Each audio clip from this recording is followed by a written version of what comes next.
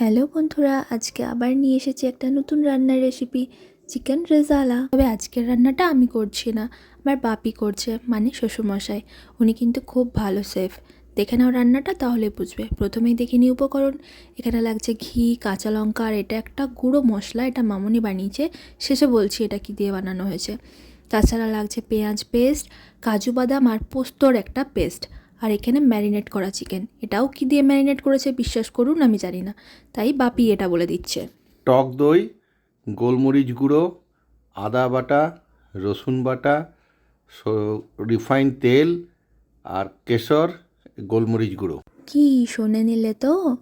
এরপর লাগছে কিছু গোটা মশলা, শুকনো লঙ্কা, লবঙ্গ, এলাচ, জয়িত্রী, গোলমরিচ, তেজপাতা, দারুচিনি, আর হ্যাঁ, রসুন পেস্টও লাগছে।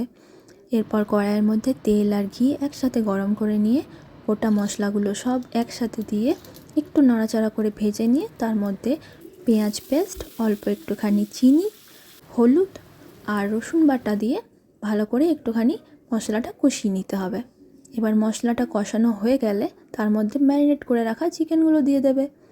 চিকেনগুলো দিয়ে একটু মশলার সাথে ভালো করে মিশিয়ে নিয়ে তার মধ্যে কাঁচা লঙ্কা বাটা আর অল্প পরিমাণ মতো নুন দিয়ে দেবে। নুন দিয়ে চিকেনটা আবার ভালো করে মিশিয়ে নিয়ে একটু ঢাকা দিয়ে সেদ্ধ হতে দেবে। চিকেনটা ভালো করে সেদ্ধ হয়ে গেছে। এবার এর মধ্যে কিছু গুঁড়ো মশলা যাবে, যেমন গোলমরিচ, আর বাপি পরিমাণ মতো আর একটুখানি নুন দিয়ে দিল, আর দিল রঙের জন্য কাশ্মীরি লঙ্কা। এরপর দিতে হবে কাজু আর পোস্তর পেস্ট দিয়ে ভালো করে মিশিয়ে নিয়ে আবার একটুখানি ঢাকা দিয়ে রেখে দিতে হবে। ঢাকা খুলে এর মধ্যে দিতে হবে সেই স্পেশাল গুঁড়ো মশলাটা, আর সাথে কিছুটা গরম মশলা গুঁড়ো। যদি গরম মশলার ফ্লেভার তোমাদের ভালো না লাগে তাহলে দিও না। সাথে যাচ্ছে চিলি ফ্লেক্স। এরপর তোমাদেরকে মামুনি বলে দিচ্ছে এই স্পেশাল গুঁড়ো মশলাটা কী করে বানিয়েছে। ধনে, জিরে, মৌরি, তেজপাতা, শুকনো লঙ্কা রোস্ট করে তারপরে গুঁড়ো করে দেওয়া হয়েছে এটাতে। আর এছাড়াও এটা অন্যান্য অনেক কিছু খাবারও মশলাটা দেওয়া যায়। তোমরা কিন্তু এই মশলাটা একবার অবশ্যই ট্রাই করো।